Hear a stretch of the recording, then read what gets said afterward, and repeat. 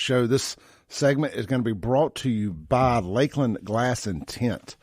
Whether you need your home, car, or business windows tinted, Lakeland Glass and Tint is your one-stop shop for all that. Do you need your car windshield replaced? Lakeland Glass and Tint. Do you need your vehicle wrapped with your big logo so it can be a rolling billboard for your business? Or maybe you just want to change the color or get some clear protectant film on the front bumper and hood to protect it from rock and road damage. Lakeland Glass and Tint can do all of that for you. Check them out online, lakelandglassandtint.com. You can go on there. You can schedule an appointment, get pricing, do the whole 9 yards. It's a one-stop shop. lakelandglassandtint.com, 601-946-1000, where quality matters. Check them out. Jason Anderson and his team doing great work over there, always giving back to the community. That's Lakeland Glass and Tint. All right, man, on the phone here, I've got Mr. Nathan Rushing on the Matt Like Flowwood phone line. Hey, Nathan, you there, brother?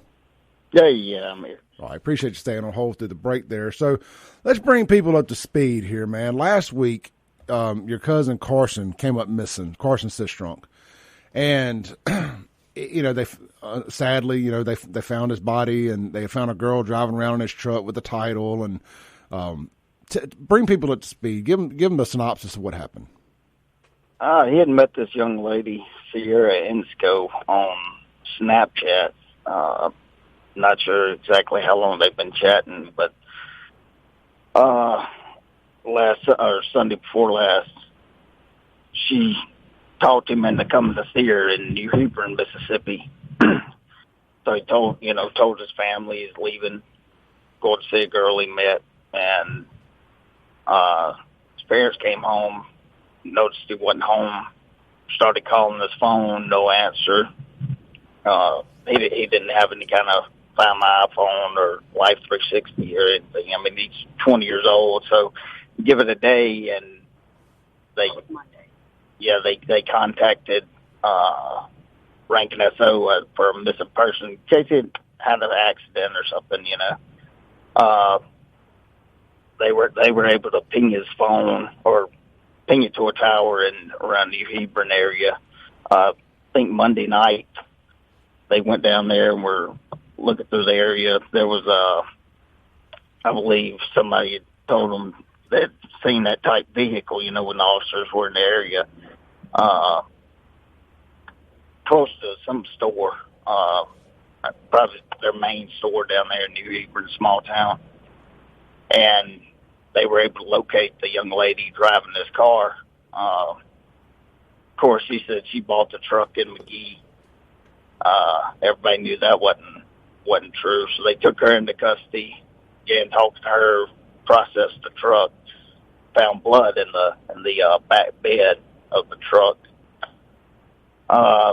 Kept her in custody in Rankin County overnight, I guess. Investigators questioned her. I think she was transported to Jeff Davis County, where New Hebron, where the incident occurred, and she was released sometime between then. And you can only hold somebody for so long, so many hours, without them being charged. Yeah, without being charged. And I think the following morning there was a man checking the pipeline. I'm not sure what road it was on, but it's in the New Hebron area, and he located his body out there on the pipeline. How did they kill him, Nathan? Did they shoot him? Shot him, yes. That's terrible, man. So they found the body, and at this point, she had been released. And I think if I read the story right, they found her up in Nashville. That's where she was from, actually. Yeah, well, she's originally from Florida. Had Nashville's address. I think she just kind of bounces around. But yesterday, or day before yesterday, they were able to locate her in Moselle, Mississippi. MBI, Charles County Sheriff's Department took her back in custody. She's in Rankin County now on auto theft charges, pending other charges. Yeah, so it's not going to be. He was a big old guy, so I mean, it's not just going to be her that did this on her own. So to be able to shoot him, put him in a truck, haul him down to a pipeline, dump him out, and then drive. Of course, she was driving around in the truck like it was her own. Yeah, so they had him sign the truck over to him, like it was like they had bought it. She said she had bought the truck down in McGee or somewhere when she got pulled over. So they they held him hostage. Long story short, I mean, the gist of it is they held him hostage, made him sign the truck over, and then still decided to kill him. Right. I think they went to a ATM, I believe, was shown on surveillance at a store. Black Bell and her and him, where they got him to withdraw money out of the ATM.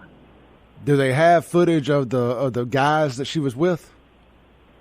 I don't know how good the footage is on them. You can kind of see them, but I don't know what angle of the camera it was outside at the service station. So do we have any further updates outside of her arrest? I'm sure that the walls are going to be closing in on her. Right. I've heard that there's a male subject in custody. I haven't got any details of what or what they have to do with it. But now people talking about it all over social media. So I mean, if there is a person in custody or not, I'm not aware, or fully aware if that's true or not. Now, look, let's take the attention away from the bad guys for a minute. And I've seen an outpouring of love from all the friends and family of Carson Sistrunk. I see where Carrie Watkins down at Watkins Auto Sales started a GoFundMe. She reached out to me about sharing it. I know I think they got some family that worked down there or something or another, and it just overwhelming outpouring of love for this kid. What's something you would like people to know about Carson if you had to kind of sum him up to let the world know what we lost? Man, he was outgoing. Give you the shirt off his back. I mean, always have a smile on his face, and it's just a hard loss, man.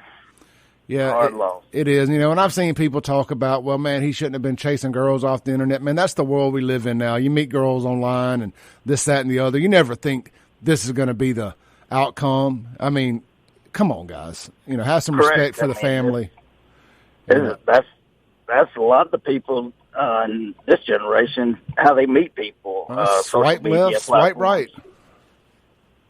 Such as that. So, I mean, and the girl, pretty face, pretty smile. I'm sure she was talking him up. And he had no idea what was about to happen.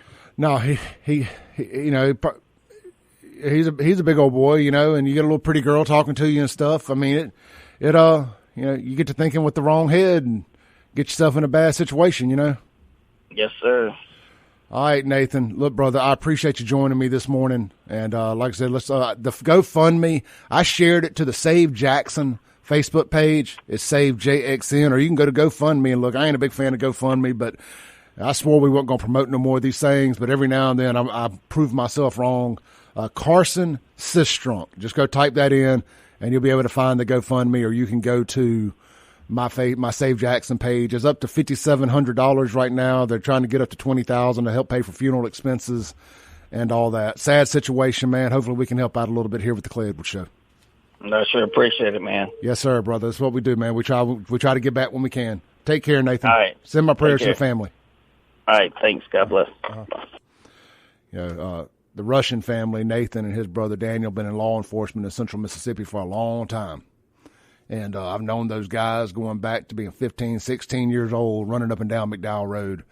So when you get the opportunity to try to give back to folks, you got to do that.